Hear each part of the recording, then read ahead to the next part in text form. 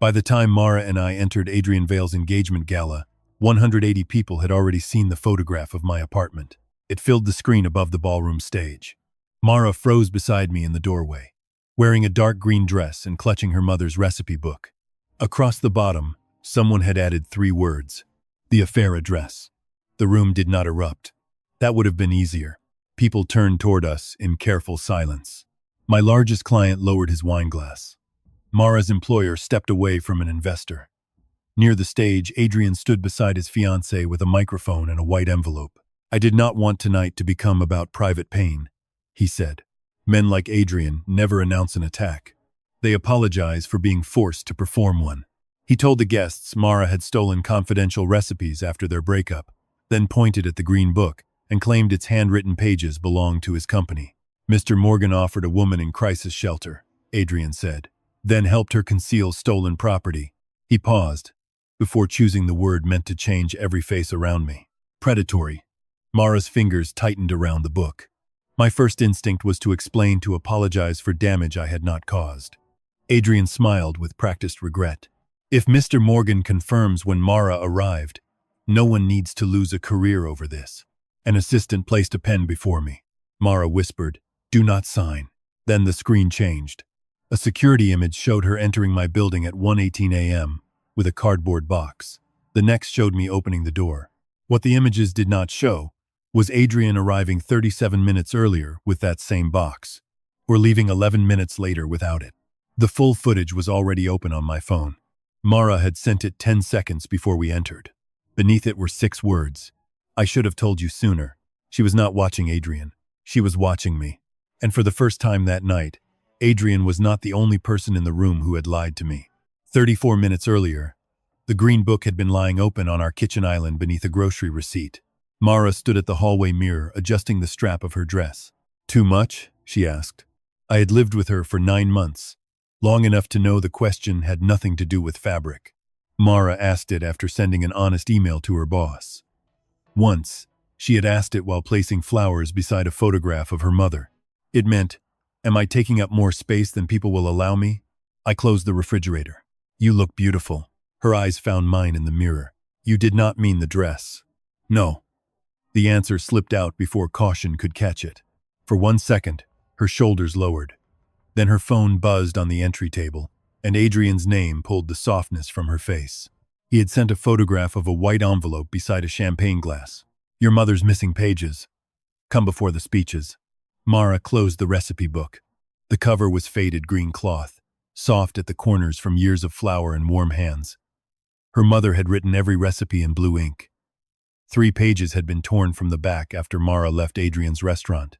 "You think he will return them?" I asked. "I think he wants me to believe he might." She held the book against her chest. I had met Adrian twice. The first time, he called Mara emotional while explaining why her name had disappeared from a menu she helped create. The second time, he offered me a design contract and acted surprised when I asked whether Mara would be credited. I declined. 2 weeks later, my largest client received an anonymous email suggesting I blurred professional and personal relationships. Mara believed Adrian had sent it. I told her there was no proof. That was what I did when truth threatened to make a room uncomfortable. I softened it until everyone could keep sitting down. "Eli," she said, "you do not have to come. You asked me to." I asked before I knew he wanted you there. "He asked for me?" "He said a witness would keep things civil." "Adrian does not want a witness. He wants an audience with a name tag." A nervous smile touched her mouth. She reached for the apartment keys, then stopped. "If he says something about the night I moved in, let me answer first." "What could he say?" Her fingers closed around the keys. "Nothing true." In the lobby, I offered her my hand. Not because we were a couple, because she was shaking. She took it. By the time we reached the ballroom, she had stopped shaking. Then we saw the screen. Now the pen waited on the table. My phone felt heavy in my palm. The uncropped footage showed enough to destroy Adrian's accusation. It also proved Mara had known what he was planning before she let me walk through those doors. Adrian lifted the envelope. "Sign the timeline," he said, "and I will return what belongs to her." Mara's grip tightened around her mother's book. I picked up the pen. Her breath caught. Then I turned it around and placed it back before Adrian's assistant. "No," I said.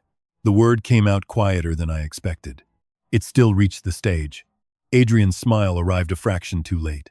Behind him, his fiancée looked at the phone in my hand, not at my face, at the phone, and that was when I understood the photograph on the screen was not the evidence Adrian feared. It was only the evidence he wanted us to see. Adrian did not raise his voice after I refused to sign. He lowered it. "That is your right," he said, as if he were granting me something. "But refusing to clarify the timeline may have consequences." The assistant removed the pen. 2 security guards moved closer. Mara shifted beside me, but did not touch me. She knew better than to give Adrian's story another photograph. My client, Warren Cole, left his table and stopped several feet away. He had hired me to redesign the identity of a regional bank. 6 months of work. Enough money to keep my studio open through winter. "Eli, we need to speak tomorrow. I'm sorry you were pulled into this." The apology escaped before I could stop it. Mara turned her head. Warren's expression softened in the way people soften when an apology confirms there is something to forgive. "We'll talk in the morning," he said, then walked away. Mara waited until he was out of earshot. "Why did you apologize? This is affecting him." That was not what I asked. A guard led us through a service corridor behind the ballroom. Stainless steel carts lined one wall. Somewhere beyond the doors, a string quartet began playing, as if no one had just accused us of theft and an affair. Mara's heels clicked twice before she stopped. "You always do that." "Do what?" "Apologize before anyone asks. Then they decide you must have done something. We have a larger problem." "You always find a larger problem when the smaller one is yours."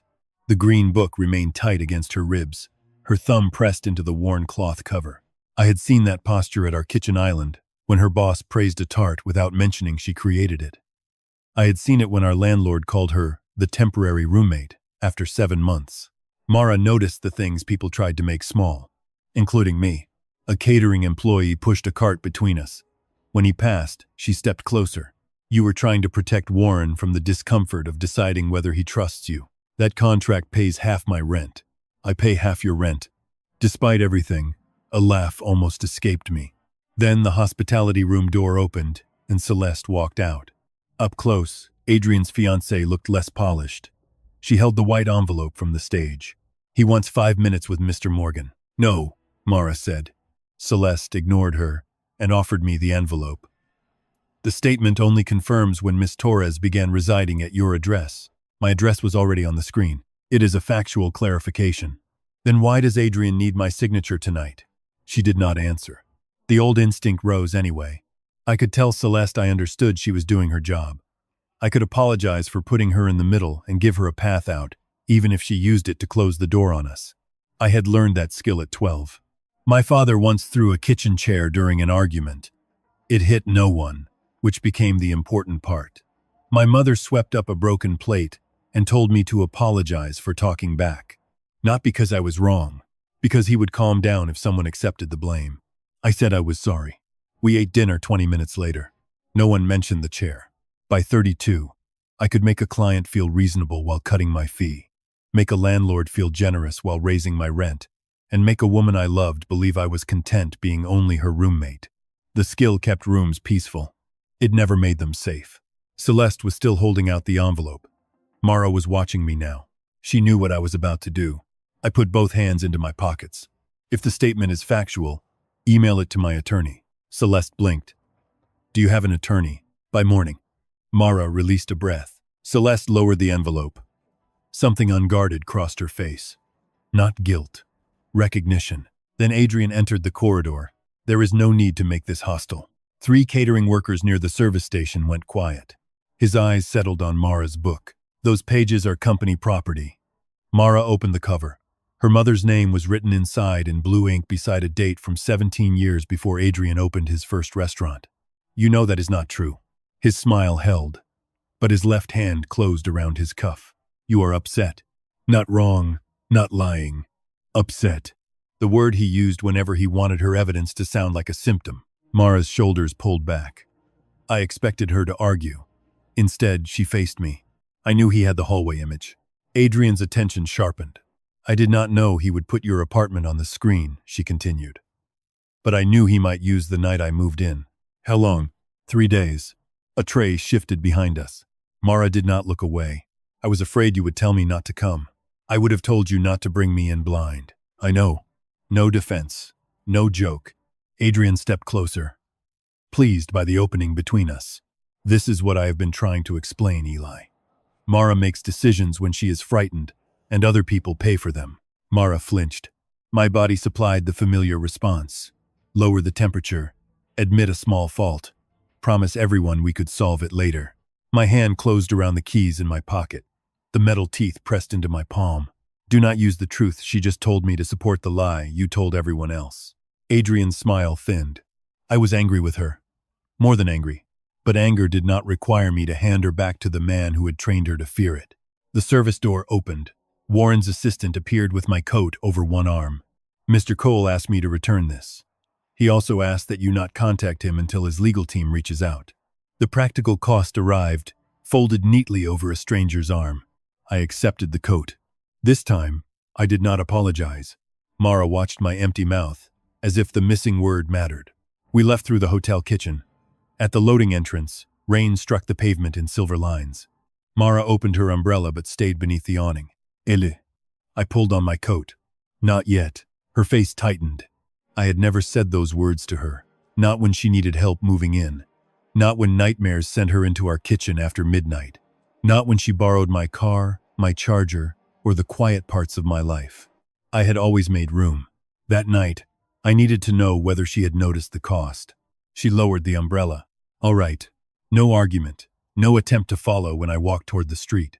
After 10 steps, my phone vibrated. It was my sister. Denise did not say hello.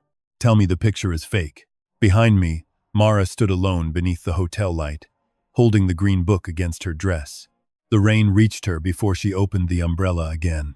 Rain slid down the back of my collar. Across the hotel drive, 2 guests who had already learned enough about me avoided eye contact. The picture is real, I said. The caption is not. That is not reassuring. It is accurate. Denise had always preferred certainty to detail. As children, she chose a side before our parents finished arguing. I survived by making both sides less angry. Mom saw the live stream, she said. Was Mara living with you before she left Adrian? She moved in after they separated. Can you prove that? The answer should have been easy. Instead, I watched Mara walk away beneath her umbrella. I can prove Adrian altered the footage. That is not what I asked. No, it is what matters. Denise paused. Please do not protect someone just because she needs you. The line landed harder than I wanted. I will call tomorrow. You always say that when you have decided not to answer.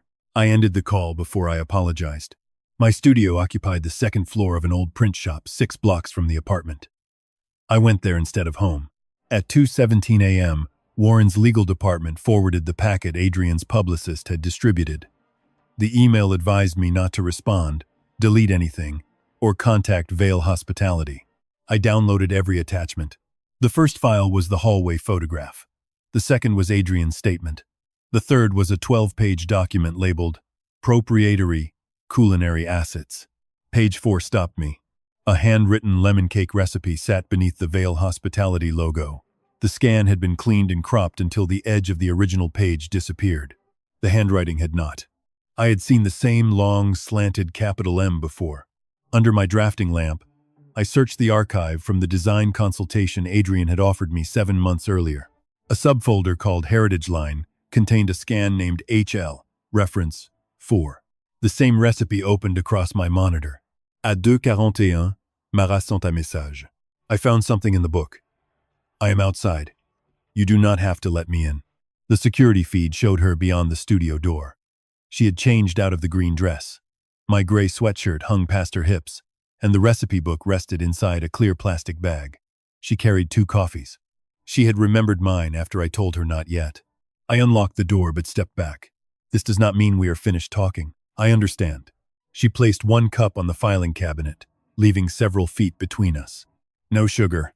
A little milk. I know how I take coffee. I was trying to do one thing correctly. The lid clicked beneath my thumb. I did not drink. A red crescent marked my palm where the keys had pressed into it. Mara noticed. She pulled a clean napkin from the coffee tray and set it beside my hand without reaching across the space between us. That restraint hurt more than touch would have. Mara removed the book from the plastic and placed it under the lamp. The missing pages were not cut out, she said. They were pulled. She opened the back cover.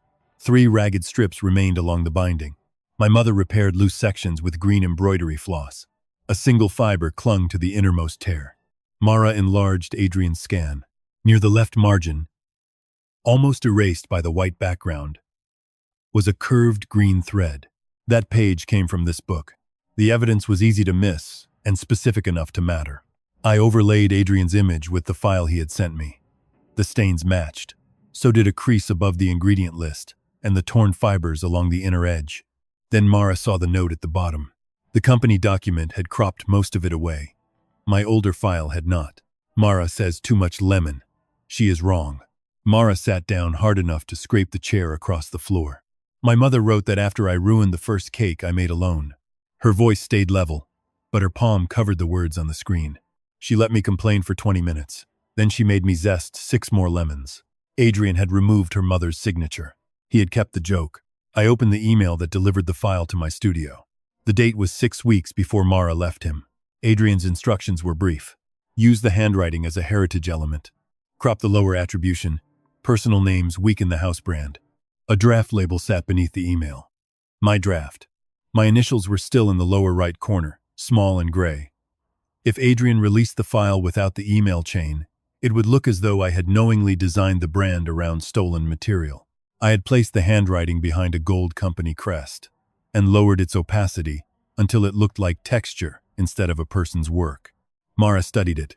You made this? One concept. Before I asked who owned the material. But you made it. Yes.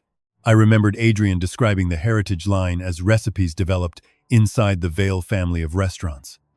He called Mara a former creative contributor. I had accepted that phrase long enough to finish the mock-up. Mara closed the laptop halfway. My mother worked nights at a hospital cafeteria, she said. She tested those recipes in our apartment because she could not afford a commercial kitchen. Adrian turned her handwriting into wallpaper. I did not know. No. You did not ask soon enough. The coffee cooled between us. She was right. Adrian's deception did not erase the hour I spent helping him make theft look elegant. I am sorry. Mara's mouth tightened. The old reflex reached my ears after the words left me. Do not apologize, so I have to take care of you. What do you want me to say? The truth. I helped him make the first version.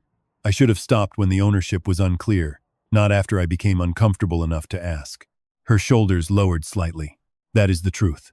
No forgiveness followed. I was grateful for that. I copied the email, attachment, and draft file to 2 encrypted drives. Mara photographed the green fiber and torn binding with a ruler beside them. We worked without pretending it repaired anything between us. At 3:26, the archive program extracted the email headers. The file had not originated from Adrian's office. It had been forwarded by Celeste Wynn. Mara leaned toward the monitor. Adrian told me he met her after I left. The timestamp was 8 weeks before their public introduction. Attached beneath the scan was a note from Celeste. I removed the handwritten name as requested. Keep the uncropped version off the shared drive. My phone vibrated. A password reset request had been sent for the archive account. Then another arrived. Someone was trying to enter the folder while we were reading it. Mara reached for the green book. I disconnected the studio router. The monitor went dark except for the battery icon. In the black glass, our reflections appeared side by side. Adrian had not stolen the recipes alone, and his fiancée had known which name needed to disappear. By 7 in the morning, the rain had thinned to mist. Mara and I left the studio with 2 encrypted drives, the recipe book sealed in plastic, and an agreement that neither of us would reconnect a device until we knew who had tried to enter my archive. It was not forgiveness. It was procedure. Theo Grant opened the bakery's back door before Mara knocked. Flour marked one sleeve of his black chef's coat. Behind him, the ovens were running, and the first trays of dough waited beneath linen cloths. You should have called, he said. I did. I mean before you came here. Mara stopped on the threshold. Theo had employed her for 4 years. He had attended her mother's funeral, covered shifts during the separation, and once removed a customer for touching her waist. That morning, he would not move aside. Jules, the morning baker, stood behind him with a piping bag. Aaron from the coffee counter held a clean cup. Near the prep table, a delivery driver studied an invoice too carefully. 5 phones were visible. What happened? Mara asked. Theo glanced toward the front windows. A local news van was parked across the street. Vale Hospitality sent a legal notice at 5:12. A reporter called 11 minutes later. They say you brought proprietary recipes here. I brought my mother's book. I know what you call it. Mara took the plastic-wrapped book from her bag. You have eaten from this book. I have eaten things you told me came from it. Jules lowered the piping bag. Theo raised one hand. My attorney said I cannot let you discuss ownership with staff until we know whether the bakery is exposed. She has the original, I said. His attention shifted to me. I was told you designed the product line. One rejected concept. I found the email chain. And now you are acting as her representative? No. Her attorney? No. Then what are you here as? The answer lived across the hall from me, knew my coffee order, and left notes on the refrigerator. None of that belonged in a legal conversation. A witness. Across the street, a cameraman raised his lens. Mara stepped in front of me, blocking the window. Do not photograph him. The delivery driver glanced at Aaron. Aaron glanced at Theo. Protection became evidence in less than a second. Mara, step away from him, Theo said. Her back went rigid. Excuse me? Adrian's statement says Eli became involved while you were vulnerable. If you appear to be taking direction from him, I am not taking direction from anyone. You arrived with him because someone tried to access his files. Theo closed his eyes. The detail was true, new, and impossible to prove without revealing what we had found. One phone behind the counter tilted higher. The front bell rang. A woman in a navy coat entered with a microphone clipped to her lapel. The cameraman followed. Miss Torres, did Mr. Morgan help you remove materials from Vale Hospitality? No. Are you living with him? Theo moved between her and the camera. This is a private workplace. The reporter did not leave. Mr. Vale's counsel has described the relationship as coercive. Do you deny that? Coercive.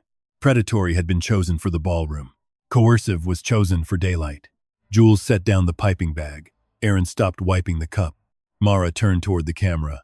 Her thumb pressed against the book's spine. She was about to defend me. Theo caught her wrist, lightly but firmly. If you answer, they can say we authorized a statement.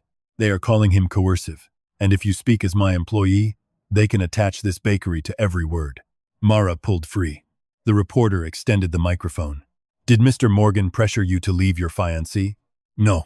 Theo swore under his breath. When did your romantic relationship begin? It did not. The answer was true. It still hurt. The reporter faced me. Mr. Morgan? My body recognized the old assignment. Make everyone comfortable. Apologize for the confusion. Give Theo a sentence he could repeat. Give Warren a clip that sounded harmless. The words reached the back of my teeth. Mara's face stopped them. I folded my hands behind me. My relationship with Mara is not evidence that Adrian owns her mother's work. So there is a relationship. That is not what I said. It is not a denial. Someone outside laughed while watching the live feed. Theo reached for the door. This interview is over.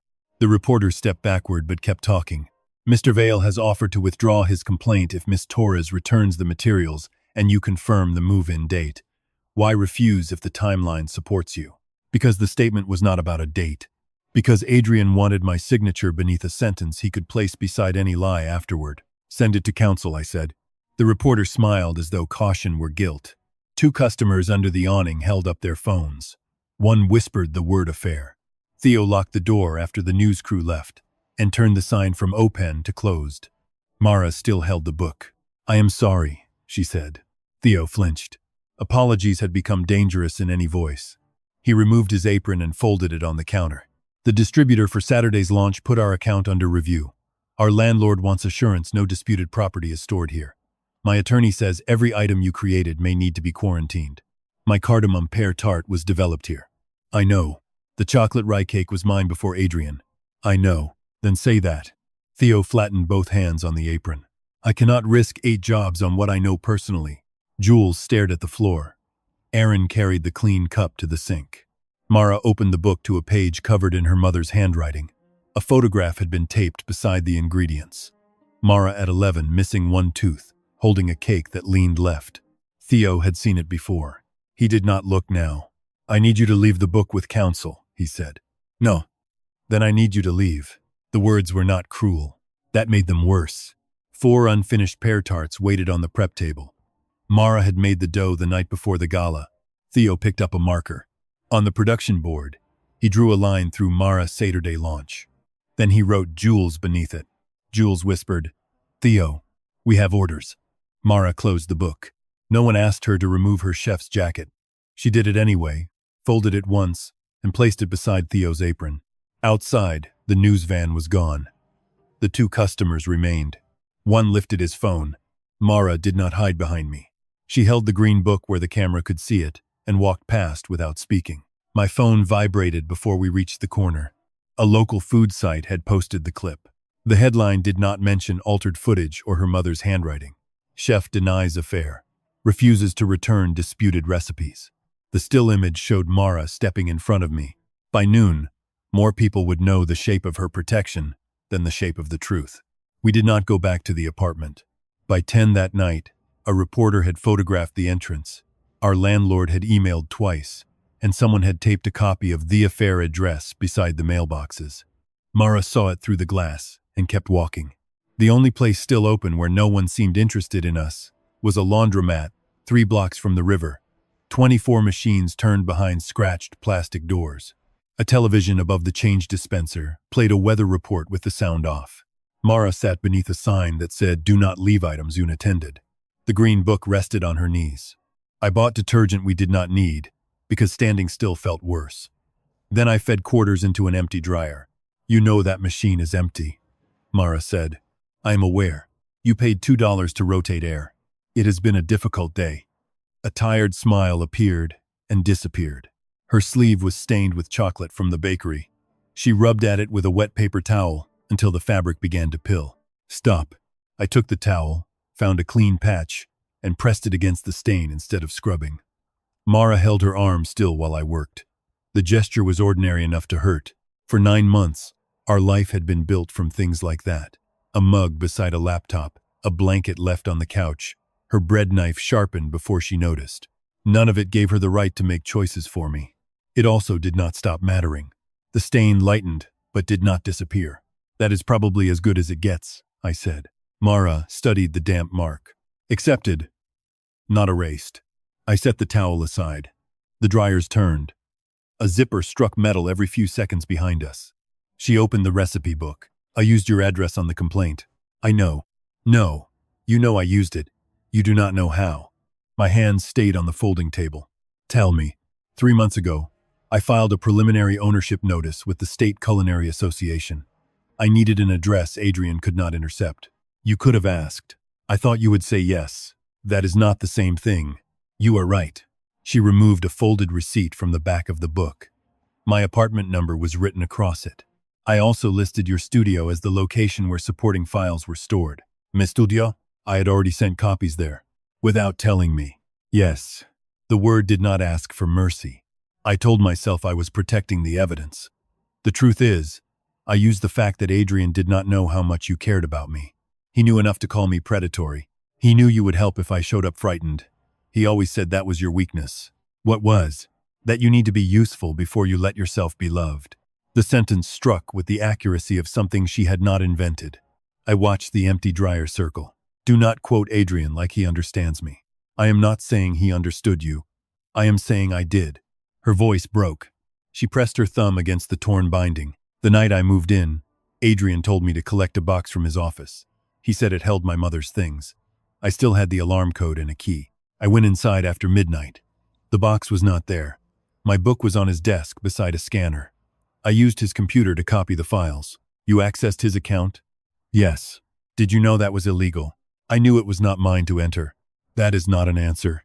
Yes, Eli, I knew. A woman loading towels chose a machine farther away. I found emails about the heritage line in the camera file. I copied everything to the drive I stored at your studio. The drive you never mentioned. Yes. Why did Adrian have footage of my building? Because he came to the apartment before I did. He wanted the box on camera. Then he called and told me he had left my mother's things with you. I remembered opening the door at 1:18. Mara had been soaked from the rain, carrying a cardboard box and trying not to cry. By morning, half her life sat in my hallway. You knew he had staged it. Not that night. I found the full footage 2 weeks later, and still said nothing. I was afraid you would make me report it through an attorney. I thought the files would disappear first. So you decided I did not get a vote? Yes. No excuse followed. The green book slipped on her knees. I caught it and placed it beside her rather than handing it back. I am sorry, she said. Not because tonight went badly. I was wrong before Adrian put anything on a screen. I had wanted that sentence. It did not repair what came before it. I need to tell you something too. She waited. When you moved in, I liked being the person you needed. Pain crossed her face. I told myself I was giving you space. Some of that was true. Some of it was easier than asking whether you might choose me when you were not in crisis. Ele? I made kindness into a hiding place. Then I resented you for not seeing what I refused to say. Mara's eyes shone. I saw it. That answer left no safe place to stand. She rose. Barely a foot remained between us. The dress, she said. Before the gala. When you said I looked beautiful, I meant you. I know. Her fingers lifted toward my injured palm. May I? I turned my hand over. She traced the red crescent with one fingertip. Then she leaned closer. Vanilla still clung to her hair beneath the smells of detergent and rain. For one dangerous second, I wanted to erase the day by kissing her. Mara's breath changed. Her hand moved from my palm to my wrist. I stepped back. Not tonight. She closed her eyes. Because you are angry? Because I want this. Her eyes opened. And if it starts now, I will never know whether you chose me or needed somewhere to hide. I am not hiding. You used my home, my address, and my work without letting me choose the risk. She released my wrist. If anything happens between us, it cannot begin in the wreckage Adrian made. And it cannot begin while I am still the person you need to hide behind. Mara nodded once. A dryer buzzer sounded across the laundromat. She picked up the green book, holding it at her side instead of against her chest. What do you need from me? The complete truth. Every file, login, and place you stored something. Then space. Her chin trembled, but she did not argue. All right. I took my apartment key from the ring and placed it on the folding table. You should stay there tonight. I will sleep at the studio. Eli, it is your apartment. It is your home, too. After what I did, home is not a reward for being innocent. Her mouth tightened around a breath. I slid the key toward her, but trust is not included automatically. Mara closed her fingers around it. Outside, headlights moved across the wet windows and disappeared. The stain on her sleeve was still visible. So was the mark on my palm. Neither of us tried to clean them again. At 8 the next morning, a lawyer named Naomi Price arrived at my studio carrying 2 legal pads and no sympathy for sleep deprivation. Warren's company had recommended her without promising to keep my contract. She read Adrian's statement, the bakery notice, and Mara's written account. Then she placed the papers in 3 stacks. The good news, she said, is that Vale's story has weaknesses. The bad news? I asked. You both helped create them. Naomi tapped my design draft. You accepted source material without verifying ownership. That gives him a professional negligence argument. Her finger moved to Mara's statement. You accessed a protected account, copied files, and stored them on devices belonging to someone who did not consent. Mara did not defend herself. If litigation begins, Naomi continued, your computers may be examined, your clients contacted, and this studio placed under a preservation order. How long? Months. My workstation held 6 active projects. Losing it for a week would hurt. Months could close the business. Naomi slid over an email. My landlord had received a demand from Vale Hospitality, instructing him to preserve hallway footage, access logs, and records connected to Mara's tenancy. He responded by asking why her name was not on the lease. I had meant to add it after the first month. Then after the third, Comfort had made paperwork feel unnecessary. The building can issue a violation, Naomi said. Possibly terminate the lease if they believe disputed property was stored there. Mara's hands tightened beneath the table. I can move out today. No, I said. Naomi raised one eyebrow. I corrected myself. You do not have to leave today, but we follow counsel in the lease. Mara nodded. The difference between protection and permission was one sentence. I had avoided it for years. Naomi requested every device that touched the files. Mara surrendered an old laptop, 2 drives, and the phone used to access Adrian's account. I gave up my workstation and backup server. A technician photographed each cable before sealing the equipment in padded cases. The blank space on my desk looked larger than the machines had. My phone rang. Warren, I answered beside the freight stairs. Eli, the bank is pausing the rebrand. For how long? We cannot attach the launch to an unresolved ethics issue. I understand. The phrase came automatically, but it was not an apology. Our legal team found your draft in Vale's packet, he said. They believe you may have known the material was disputed. I did not. Can you prove that without exposing us to discovery? Not today. Then we stop today. 6 months of work ended in 4 calm sentences. The invoice folder on my phone showed $48,000 outstanding. Under the contract, I could bill only a fraction. Naomi joined me. You will need a retainer. She wrote the number on her pad. It was almost half the fund I had built for a house. I signed before I could turn sacrifice into generosity. This was not money I was spending for Mara. Adrian had put my name inside a lie. I had chosen to fight it. Back inside, Mara read the amount. I will repay every dollar. No. Her expression hardened. That sounded like the old version of you. She was right. We document what is yours, what is mine, and what costs came from your decisions. Naomi can structure repayment. Mara folded the paper once, then flattened it. Thank you. It was the first time she had thanked me without turning my choice into proof that I would always rescue her. At noon, Denise arrived, carrying soup, bread, and an expression that belonged at a sentencing hearing. Then she saw Mara. I thought she was staying at the apartment. She came to meet counsel. Denise noticed the sealed equipment cases. Mom thinks you are going to be arrested. I am not. Do you know that? Or are you saying it because she is here? Mara picked up her coat. I can leave. No, Denise said. I want to hear him answer while you are here. Naomi had warned us not to discuss evidence in detail.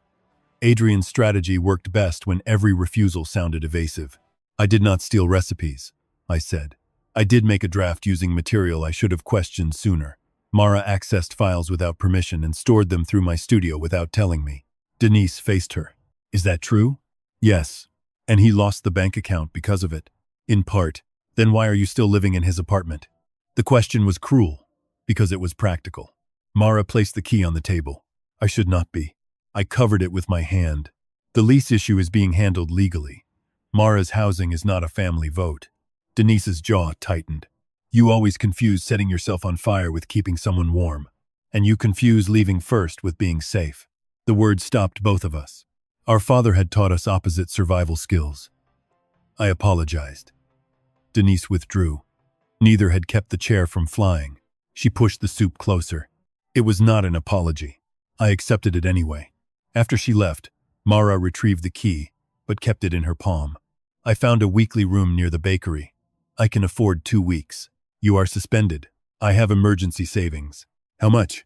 Enough that you do not get to ask yet. A boundary returned to me. Fair. Naomi recommended that Mara stay elsewhere until the lease was corrected and the apartment searched. Not because Adrian deserved the separation, because our choices needed to become visible and clean. We packed her bag that afternoon. A legal photographer opened cabinets while Mara folded sweaters into a suitcase. The green dress hung from her closet door. Neither of us mentioned it. In the kitchen, the photographer lifted the recipe book with gloved hands. Each page, stain, fiber, and torn edge received a number. The book had belonged to Mara's mother. Now, strangers needed proof. At the front door, Mara handed me my gray sweatshirt. You can keep it, I said. No. She folded it over my arms. I cannot keep wearing the things that make this feel like home, while pretending I did not put the home at risk. The suitcase wheels caught on the threshold. I lifted them free, then stepped back. Are we still allowed to call each other? She asked. For facts, legal updates, emergencies. And if I miss you, that is not an emergency. She nodded. The elevator arrived. Before the doors closed, she said, I am going to earn the right to ask for more. I did not tell her she already had it. Wanting someone was not the same as trusting them. That night, I slept on the studio couch without a computer, half a house fund, or the sound of Mara across the hall. At 2:13 a.m., my landlord emailed the formal lease violation. At 2:16, Theo sent Mara's suspension notice. At 2:21, Naomi forwarded a preservation demand, listing my apartment, studio, bank records, and client communications. The truth had not freed either of us. It had only sent an invoice. 3 days after Mara moved out, Adrian offered to give us almost everything back. Naomi called the proposal aggressively reasonable. which was lawyer language for a knife with a polished handle. We met in her conference room at 9 in the morning. My studio still had no computers, so I brought a paper notebook. Mara arrived separately and sat across from me rather than beside me. A glass wall divided us from the reception area. Every time the elevator opened, Mara's shoulders tightened. Naomi slid a 12-page agreement between us. Vale Hospitality will withdraw its theft complaint against Eli, release the bakery from threatened litigation, and return the 3 missing recipe pages. Mara's hand moved toward the document. Naomi covered it with her legal pad. Keep listening. Adrian would also pay my outstanding design invoice and issue a statement calling the gala presentation incomplete, not false. Incomplete. In exchange, Mara had to acknowledge that the Heritage Line recipes were developed during her employment with Vale Hospitality. I had to confirm that Adrian supplied the materials in good faith and that I had never objected to their ownership. The final clause required both of us to remain silent about the nature and timeline of our relationship for 6 months. Any public statement contradicting Adrian's version would void the agreement. Mara read that line twice. He gets to decide which version we are allowed to call true. He gets to argue that any public contradiction would damage the settlement, Naomi said. There is no public statement to make, I said. Mara's eyes lifted, then dropped back to the contract. The boundary was still necessary. It did not make the sentence painless. Naomi turned to the last page. There is another problem. Adrian's investigator has a recorded statement from Denise. The name struck harder than any legal phrase. What statement? My sister had answered a call from a woman who claimed to represent Warren's insurance carrier. Denise told her I had been emotionally attached to Mara before the separation and had prepared the spare room weeks before Mara moved in. The spare room had been empty for 2 years. I had bought new sheets because a guest deserved clean sheets. Adrian's investigator turned that into preparation for an affair. Mara pressed 2 fingers against her temple. Denise knew not to speak to anyone. She thought she was helping, Naomi said. My phone vibrated before I could call her. Denise had sent a voice message. I played it on speaker. Eli, I need you to hear this from me. I told them you cared about Mara before she moved in. I did not say you were sleeping together. I said you would do anything for someone you loved, and they asked whether that included hiding things. I said I did not know. I am sorry, but I will not lie and pretend you were neutral. The message ended. Mara stared through the glass. She is not wrong. She is not right in the way they need her to be. You cared about me before I moved in. I did. But I never asked you to leave him. And I never offered you another relationship while you were still engaged. Adrian will call that love. Adrian calls anything he cannot control evidence. Naomi closed the agreement. The recording is not fatal. The settlement is not mandatory. But Theo's attorney has said the bakery may close within 10 days if the distributor does not restore its account. Mara's chair scraped back. Theo did not tell me that. He hoped the settlement would solve it before you knew. Another person protecting her by removing her choice. The pattern would have been almost funny if it had not kept costing her a life. Mara walked to the window. Below us, a delivery cyclist waited at a red light with 1 foot on the pavement. If I sign, Theo keeps the bakery. Possibly, Naomi said. Vale agrees to withdraw pressure. He cannot guarantee the distributor's decision. Eli gets his client back? No. The bank makes its own choice. But Adrian withdraws the complaint against him. Yes. She turned toward me. The answer I had used my whole life waited in my mouth. It is fine. Sign it. I can absorb the loss. I knew how to make surrender sound generous. Mara would get her pages. Theo might keep 8 people employed. My name would leave the theft complaint. Only the truth would remain unpaid. I picked up the agreement. The 3 missing pages were listed in an attachment by recipe title. Lemon olive oil cake, cardamom pear tart, burnt honey custard.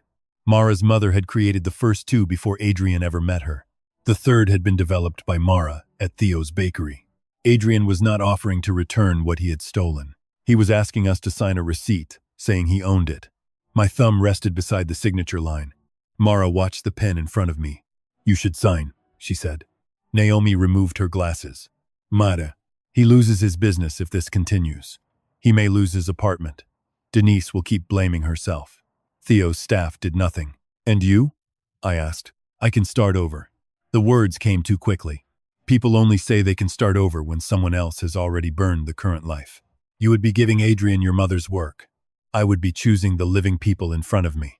No, You would be making yourself the cost, because that feels cleaner than letting anyone else pay. Her face hardened. You do not get to turn this into me avoiding responsibility. I am not. You should repay what your decisions cost. You should answer for accessing his account. You should not confess to something he did. Mara folded her arms. And what happens if Theo closes? I do not know. If your studio closes? I do not know. That is easy to say when your answer still leaves me holding the match. The old reflex pushed me toward peace. I could tell her she was right. I could sign, then resent her for accepting. My fingers closed around the pen. Naomi said nothing. That helped. No one rescued me from the decision. I set the pen down. I am not signing a lie to prove I am a good person. Mara's eyes filled, but her voice stayed sharp. Then what are you proving? That Adrian does not get to turn our worst decisions into his ownership papers. I tore nothing. Dramatic gestures made bad evidence. Instead, I drew a line through the signature block and wrote, "Rejected. Factual ownership disputed." Naomi took the agreement before I could add anything less useful. Mara returned to her chair. For several seconds, only the ventilation system moved air between us. Then the conference room door opened. Theo stood outside with a bakery box in both hands. He looked older than he had 3 days earlier. Naomi let him in. "I came to ask Mara to sign," he said. Mara nodded as if she had expected that.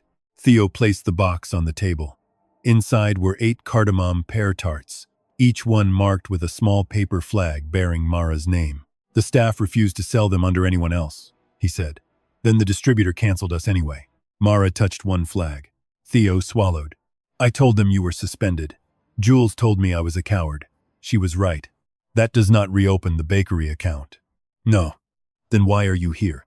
"Because Adrian's attorney offered to restore it if I gave them your production notes." Mara's hand stopped. Theo took a flash drive from his pocket and laid it beside the tarts. "I gave them copies yesterday." The confession changed the shape of the crisis. Adrian did not need to prove the recipes were his. He only needed enough frightened people to keep handing him pieces. Theo's voice cracked. "I told myself I was saving the bakery." Mara withdrew her hand from the box. "Did you save it?" "No." My phone buzzed again. This time the message came from an unknown number. A photograph loaded beneath one sentence. "You should have taken the offer." The image showed Mara entering Naomi's building 20 minutes earlier. Someone was still watching the doors we chose. The emergency review took place 6 days later, in a conference hall owned by the State Culinary Association. Naomi had traced the photograph outside her office to the investigator who called Denise. The password reset attempts led to an account managed by Vale Hospitality's outside technology contractor. Neither fact proved Adrian had personally ordered the axe, but both now sat inside the review packet. No ballroom, no champagne, just a long table, 12 chairs, and a recorder placed in the center. Adrian arrived with 2 attorneys and Celeste. Mara came with Naomi and sat 3 seats away from me. We had not been alone together since the laundromat. The distance no longer felt like punishment. It proved neither of us was using affection to avoid the harder work. Across from us sat representatives from Vale Hospitality's investment group, the association's ethics committee, Theo, Warren's counsel, and the distributor that had frozen the bakery's account. Denise waited in the second row. She had asked to attend after learning her statement had been recorded under false pretenses. I had not told her it was fine. It was not fine. I told her she could correct it if she chose. Adrian opened with an apology. "I regret that a private dispute has affected so many people." One investor asked why a photograph of my apartment had appeared at a charity event. Adrian folded his hands. "My team believed transparency was necessary after Mr. Morgan refused to clarify the timeline. You displayed it before I entered," I said. His attorney objected. The ethics chair, Dr. Helen Park, did not look up. "This is not a courtroom. Mr. Morgan may answer accusations made about him." Adrian gave me a patient smile. "Eli's loyalty to Mara has compromised his judgment." He said Mara had been distressed when she moved in, that I had prepared a room in advance, accepted confidential files, and allowed my studio to become storage. Every statement contained enough truth to make the lie difficult to remove. Then he faced Mara. I wanted her protected from decisions made during a crisis. Mara kept both hands flat on the table. She did not answer. Adrian glanced at her twice, waiting for the interruption he had built his performance around. It never came. Naomi slid a folder toward me. "My spare room had been empty for 2 years," I said. I bought sheets the day Mara moved in because clean bedding is not evidence of an affair. A few people shifted. I did create one concept using a scanned recipe Adrian sent me. I failed to verify ownership. That was careless, and I am responsible for it. Adrian's attorney stopped writing. Confessions are less useful when the person making them chooses their exact size. I did not know the page came from Mara's mother's book. When I asked who owned the handwriting, Adrian called Mara a former contributor and ended the consultation after I requested written clearance. Adrian shook his head. You are turning a routine creative disagreement into theft because of your feelings for her. My feelings do not change the date on your email. They explain your interpretation. No. They explain why you thought no one would believe me. Denise lowered her eyes. I opened the folder. The first page showed the original recipe beside Adrian's clean scan. Green thread remained along the torn edge. Mara's mother's name appeared on one version and vanished from the other. The second showed my draft and the instruction to remove personal attribution. Celeste's name sat in the forwarding header. Dr. Park turned to her. Did you remove the name? Yes. Adrian's head moved toward his attorney. Did you know it belonged to Miss Torres's mother? I knew Adrian wanted a personal name removed. He told me the company had acquired the material. I did not verify it. Her hands tightened around one cuff. I also prepared the gala presentation. I knew the hallway image was cropped. I told myself the missing minutes were irrelevant. Adrian Coutin. Celeste is distancing herself from a decision we made together. That was the first sentence he had not polished before speaking. Dr. Park raised one hand. You will have your turn. I placed the building timeline on the monitor. 12:41 a.m. Adrian entered, carrying a cardboard box. 12:52 a.m. He left without it. 1:18 a.m. Mara arrived after he told her the box contained her mother's belongings. 1:19 a.m. I opened the door. A video does not establish what was inside, Adrian said. No. It establishes that the sequence shown at the gala began 37 minutes after you arrived. You have no lawful basis for that copy. Naomi remained still. I had not said whether the monitor showed the full file, a reconstructed timeline, or separate stills. I let the recorder capture the pause. Which copy? I asked. His smile arrived late. The file you claim is uncropped. I did not use that word. Celeste closed her eyes. Dr. Park leaned forward. How did you know an uncropped version existed? Adrian stood so quickly his chair struck the wall. Every security system stores originals. This is absurd. You told the gala there was only one relevant sequence, Naomi said. The rest had no bearing on the theft. Who decided that? I did, because I knew what happened. His voice rose on the last word. There was the crack. Not a confession. Just the moment control stopped sounding like concern. He turned on Mara. You entered my office using a code you had no right to use. I already admitted that. He seemed unprepared for agreement. I copied files and hid them at Eli's studio without his consent, she continued. I will answer for that. It does not make my mother's work yours. You refined those recipes in my kitchen. Then claim the refinements, not her life. Dr. Park asked Adrian to sit. He remained standing. I closed the folder. I am not asking anyone to excuse Mara's access or my failure to verify the material. I am asking you not to turn our mistakes into proof of Adrian's ownership. An investor asked what resolution I wanted. I want my name removed from the theft allegation. I want the design work paid for or withdrawn.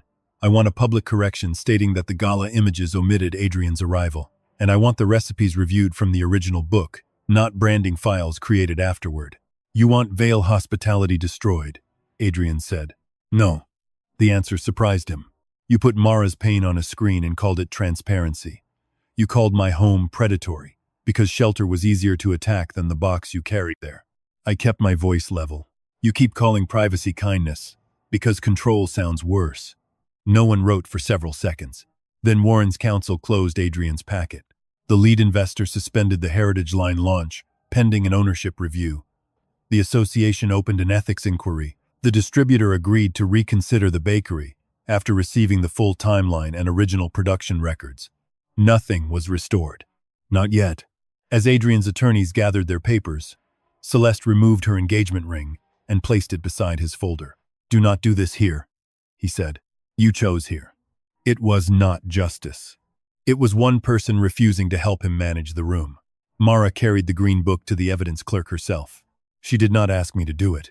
Outside, Denise waited near the elevators. I corrected my statement, she said. I told them caring about someone is not proof of a plan. Thank you. She accepted that gratitude was not forgiveness. Mara joined us, but kept several feet between us. Then she held out my apartment key. The lease amendment was approved this morning, she said. Both names. Separate responsibilities. I did not take it immediately. Are you asking to come back? I am asking whether you want to. The choice remained mine. I took the key. I can come home. Her eyes warmed, but she did not step closer. That does not mean everything is repaired. I know. The elevator opened. We entered side by side without touching. For once, the distance between us did not feel like Adrian's victory. It felt like something we had chosen honestly. The recipe book came home in a clear evidence sleeve. 6 weeks had passed since the review. The Culinary Association returned it after photographing every page, thread, stain, and torn edge. Mara carried it into the apartment with both hands. She stopped at the kitchen island. For months, the book had been an argument, a weapon, and a reason strangers knew our address. Now it was only heavy. You can put it down, I said. I know. She kept holding it. The apartment had changed while we were gone from it. Our landlord replaced the lock after someone tried the old code twice. Mara's name now appeared beside mine on the lease. The spare bedroom was hers in writing, not by kindness or emergency. We had also moved the kitchen table away from the front window. Neither of us said that was because cameras still made her flinch. Mara opened the evidence sleeve and placed the book beside the fruit bowl. The green cloth cover looked smaller than I remembered. 3 pages were still missing.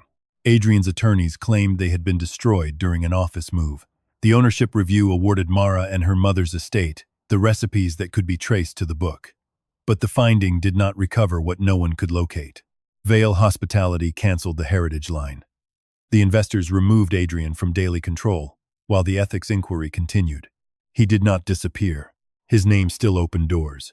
His attorney still described the gala as a misjudgment. Online, some people continued to believe the version that arrived first. Truth corrected the record. It did not reach every person who had enjoyed the lie. Theo reopened the bakery after the distributor restored the account. Jules accepted the head baker position on the condition that every recipe carried a written creator credit. Mara returned 3 mornings a week, not as if nothing had happened. Theo paid her for the suspended weeks and gave her a written apology. She kept both. She did not call either one forgiveness. My equipment came back with numbered seals and a scratch across one monitor. Warren offered me the bank project again, reduced in scope and guarded by 3 additional approval clauses. I declined. That decision cost more than pride. I took smaller work for a while and postponed the idea of buying a house. Naomi's invoices arrived every other Friday. Mara transferred money toward the legal expenses according to the agreement we had signed. The first payment made me angry. The second made me understand that accepting responsibility from her was part of respecting her. Denise came for dinner once a month. She and Mara remained careful with each other. No dramatic apology repaired the phone call. Denise asked questions before making conclusions now. Mara answered only the one she chose. That was progress, not intimacy. Mara and I did not become a couple the night we returned home. For 2 months, we lived across the hallway again. We bought groceries separately. We met Naomi together. We argued about utility bills, evidence storage, and whether a person who burned garlic bread should be trusted with an oven. The ordinary disagreements helped. They gave us problems that did not belong to Adrian. One Friday in early spring, Mara asked me to meet her at the bakery after closing. A small brass plaque had been fixed beside the pastry case. Rosa, Tour Collection. Recipes preserved and developed by Mara Torres. Beneath the plaque sat the lemon cake from the book. The icing leaned slightly to one side. My mother would hate the lettering, Mara said. She would be wrong. She often was. The smile came with tears, but Mara did not hide either one. She cut 2 slices. We ate them at the prep counter while rain tapped the front windows. No cameras waited outside. No one needed a statement. When I set down my fork, Mara reached across the counter and turned my hand palm up. The crescent from the keys had faded months ago. I do not need you to rescue me, she said. I know. I still want you near me. The old version of me would have accepted before she finished. Instead, I asked, when nothing is burning, especially then. I let the answer settle. Ask me tomorrow. Her mouth curved. You are using my own boundary against me. I learned from a difficult woman. The next evening, she asked again. I said yes. We started with dinner at a place where no one knew our names. Mara ordered dessert first. I told her the menu typography was irresponsible. She told me that was why designers struggled to find love. At the apartment door, we kissed for the first time. It was not desperate. No one had chased us there. Her hand rested against my chest, and mine stayed at her waist until she moved closer by choice. Months later, crowded rooms still changed her breathing. A projector turning on could pull every muscle tight across her shoulders. Sometimes an unfamiliar number on my phone made me prepare an apology before I knew who was calling. We noticed. We did not pretend noticing was the same as being healed. A year after the gala, Mara came out of her room wearing the dark green dress. I was at the kitchen island reviewing a contract. The recipe book lay near my elbow, no longer sealed in plastic. Mara used it often enough that flour had settled into the cloth again. She turned once near the hallway mirror. Too much? The question carried the old night inside it. The screen. The pen. Adrian's voice deciding what our home meant. My chair scraped back. You do not have to wear armor in this apartment. Mara touched the strap, then met my eyes in the mirror. I don't. Her smile arrived slowly. I just like the dress now. I crossed the kitchen but stopped before touching her. She closed the remaining distance. You look beautiful, I said. You did not mean the dress. No, I know that too. She kissed me once, warm and unhurried. Behind us, the green book remained open to the lemon cake recipe. The missing pages left a rough gap near the binding. Nothing filled it. Nothing needed to pretend it could. Some people do not destroy you by shouting. They do it by writing a version of you that everyone else can believe. And sometimes, the person who helps you survive is not the one who fixes your life. It is the one who stands beside the truth without taking your voice away. If this story stayed with you, tell me in the comments. Have you ever had to fight for the truth of your own life? And if you want more stories like this, leave a like, subscribe, and I will see you in the next one.